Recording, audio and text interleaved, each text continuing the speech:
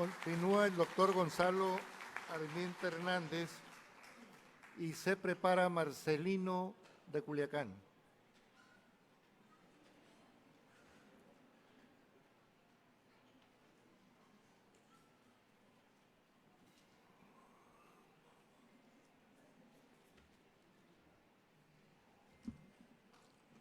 Muy buenas tardes ya a todos ustedes. Yo, pues como ven, soy Yori. Sin embargo, creo tener la suficiente calidad moral para dirigirme a ustedes humildemente, en razón de que, bueno, coordino varios programas que tienen que ver con el derecho indígena. Y yo voy a referirme no desde el punto de vista político, sino desde el punto de vista jurídico, en relación al documento que nos dieron ahora, porque sí es el único documento que hemos tenido nosotros. El maestro, al cual respeto mucho, Río Rojo, pues ahorita comentó una serie de modificaciones que no vienen en este documento. Y este documento que nos entregaron sí es la iniciativa que realmente se va a analizar en las comisiones. Realmente constituye una vergüenza, constituye una afrenta a los pueblos indígenas, constituye realmente una ofensa muy grave en relación a lo que estamos viendo, a las reformas que se deben de hacer para darles participación política a los indígenas del estado de Sinaloa, fundamentalmente a las 10 entidades en donde, de acuerdo al decreto, se señalan que existe población indígena. Bien, primeramente, el artículo primero de la Constitución, y no voy a dar una clase de derecho, sino simplemente me voy a referir muy rápido.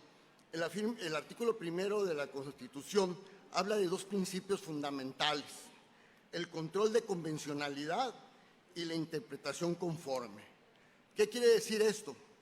Que al nivel de la Constitución está tanto los tratados y convenciones internacionales que beneficien a las poblaciones en materia de derechos humanos. En este caso, se nos ha señalado que el decreto o la reforma que se quiere realizar es de acuerdo a la Constitución, y eso se nos ha dicho mucho. Sin embargo, se han olvidado, como ahorita también lo dijo el compañero doctor en Derecho, Jorge López Hernández, se han olvidado que existen convenciones internacionales. La Convención 169 y otras convenciones que tienen relación con la participación política de las poblaciones indígenas. Si bien es cierto, la Constitución en su artículo segundo establece que elegir, en fracción séptima, apartado A, que tienen derecho las poblaciones indígenas, elegir en los municipios con población indígena representantes ante los ayuntamientos. Y es lo que esta iniciativa, que les digo, constituye realmente un agravio, pero un agravio mayúsculo a las poblaciones indígenas, es lo que dice, porque es lo que dice sin tomar en cuenta lo que señalan las convenciones internacionales y aparte haciendo una interpretación muy pobre de lo que viene a constituir la representación que marca el artículo segundo. Por estas razones, yo me estoy haciendo referencia solamente a este decreto que nos entregaron allí. No tengo información de otro, porque como se ha dicho anteriormente, los compañeros que me antecedieron, existen varias iniciativas, varios proyectos que se han entregado y que no tienen nada que ver con esta iniciativa. Pero me voy a referir fundamentalmente a esta iniciativa porque los otros compañeros ya se han referido a las otras iniciativas. A esta que es a lo mejor la que se va a discutir, porque así lo considero, porque es la única que no han entregado. Fíjense ustedes, dice en el artículo 13 bis, que reforma la Constitución, dice en la fracción octava: elegir en los municipios con población indígena reconocida, declarada como pueblos y comunidades indígenas del Estado, en la legislación respectiva, que vienen siendo las electorales. Esta es una reforma constitucional del Estado de Sinaloa. Representantes ante el ayuntamiento, sí, así lo dice la Constitución Política Mexicana en su artículo 2, y con el ánimo de cumplir con una resolución de la Corte en donde hay un término, pues están poniendo lo mismo que señala la Constitución, pero haciendo una interpretación, no una interpretación conforme, no una interpretación pro persona, sino una interpretación que conviene a los partidos políticos. Por otra parte, señala en otra iniciativa que nos entregaron, otro proyecto, y esto sí es de dar realmente coraje, que quieran verle la cara a las poblaciones indígenas con una iniciativa de esta naturaleza, y que si sale así, digo, es una vergüenza para el Estado de Sinaloa y para esta legislatura. Dice, es la reforma, es una iniciativa de reforma a la ley de gobierno municipal. Y dice en uno de los apartados: el representante indígena tendrá derecho a voz. Uy, pues gracias, señores diputados, si la aprueban así, que a los indígenas les den derecho a voz. Es un logro mayúsculo que a los indígenas les den derecho a voz en los ayuntamientos, porque creo que eso quiere decir que no lo tenían. ¿Qué virtud tienen las poblaciones indígenas que tengan derecho a voz? Pero fíjense, en las sesiones de cabildo, solamente a voz, no a voto, y son representantes, olvidándose que la representación implica voz y voto desde el punto de vista jurídico. Dice, a voz en las sesiones de cabildo, a ser convocado oportunamente a las mismas cuando se discutan asuntos de interés para la comunidad. O sea, nada más cuando se discutan asuntos de interés para la comunidad o pueblo indígena. Los indígenas no tienen derecho a participar, de acuerdo a esto, en otros temas, solamente de su comunidad. Es como allá en Estados Unidos, que los congregan a los indígenas en determinada territorio geográfico y les dan el derecho a tener casinos. Ese es el colmo, que diga que solamente voz, y solamente serán llamados a que participen en la problemática de los propios indígenas. La problemática de otro tipo de asuntos no participan, porque no tienen la capacidad los indígenas para participar en otro tipo de asuntos. Esto es de dar realmente coraje. Luego dice, el representante indígena, sigue diciendo, cuando se discuta asuntos de interés para la comunidad o pueblo correspondiente, y a tener conocimiento previo de asuntos de tratar mediante los comunicados correspondientes de orden de asuntos a discutir. Ese es lo que señala esta iniciativa. Nos vamos a la otra iniciativa, que es la reforma a las instituciones y procedimientos electorales. Dice el 9 bis, los partidos políticos o coaliciones integrarán en los primeros 3 lugares de la lista de candidatos por el principio de representación proporcional, y habla de una fórmula de personas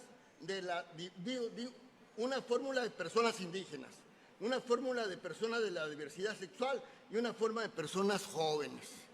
Señores, con todo el respeto y el apoyo que debemos de tener a la diversidad sexual, porque es un derecho humano que lo debemos de defender. Los indígenas deben de estar en otro parámetro, porque son los fundadores del pueblo mexicano. No es un grupo que esté marginado nada más, sino deben de estar en un lugar privilegiado en donde realmente se tomen en cuenta como pobladores originarios y no dentro de la diversidad sexual o dentro de los jóvenes, con el respeto que nos deben todos los que son de diversidad sexual. Y luego dice, en las candidaturas a diputaciones por el sistema de mayoría relativa, los partidos políticos deberán postular fórmulas integradas por personas indígenas en aquellos distritos electorales que alcancen el 60% de la población indígena asentada en relación de la población total. Sabemos que está bien manipulado el porcentaje y difícilmente se va a lograr ese 60% de población indígena en ningún municipio. Y por último, señala el artículo 10 bis. Son indígenas los que hablan o entienden una lengua originaria. Está bien. Y algunos de los supuestos siguientes: que han prestado servicios comunitarios, que han participado en reuniones de trabajo en las comunidades, que han sido representantes de alguna comunidad o asociación indígena que tenga como finalidad mejorar o conservar sus instituciones. De modo que si yo aprendo una lengua indígena, yo soy ori, no puedo ser indígena, pero si yo aprendo una lengua indígena y si he participado en algunas reuniones del grupo de Aquino, porque creo también que es un crimen poner esa planta de amoníaco en la bahía de Ohuira, conociendo lo preciosa que está la bahía de Ohuira y viendo que toda su población está dedicada a la pesca y que una vez que se ponga la fábrica de amoníaco, pues van a dedicarse a otras cosas. Alguien decía, y entre paréntesis, y muy rápidamente, en una reunión que tuvimos en Paredones, alguien decía, una persona de 60 y tantos años de mi edad, decía, oiga, es que yo soy pescador, estoy fuerte para seguir pescando junto con mi esposa. Yo quiero seguir pescando, la fábrica ya no nos va a dejar seguir pescando. Mis hijos van a ser obreros. ¿Y yo qué voy a hacer si me contratan? Porque dicen los de la fábrica que me van a contratar. ¿En qué me van a contratar? Y con el perdón de ustedes, porque alguien le dijo por atrás, de velador, pendejo. Es lo único que lo podrían contratar una persona de 63 años que esté en plenitud para seguir pescando. Bueno, ese es el paréntesis de la fábrica de Ohuira, de la fábrica de amoníaco. Pero dice lo siguiente, que son indígenas los que hablan. Si yo hablo una lengua originaria, la puedo aprender a lo mejor 6 meses, 1 año. Y aparte he prestado servicios o he participado, pues puedo ser yo indígena, definitivamente no. Aquí también hay que cambiar necesariamente quiénes son o quiénes realmente se consideran indígenas, que aparte sea la comunidad que los valore realmente como indígenas. Yo lo último que quiero decir es que si bien es cierto, algún maestro decía alguna vez sobre una ley, si bien es cierto que las leyes indígenas son como un vaso de agua cristalino que nos invita a tomar el agua, lo malo es que le han puesto arsénico. Y este arsénico es precisamente que inclusive pueden tener voz, pero no voto, y aparte, pues insisten en que sean electos mediante partidos políticos y no mediante usos y costumbres de acuerdo a la votación que en cada municipio tengan. Y se me olvidaba, y que van a ser los ayuntamientos los que van a elegir esa representación. También va a ser muy dirigida si son los ayuntamientos los que dirigen la votación. Es cuanto y muchas gracias por permitirme ocupar esta tribuna.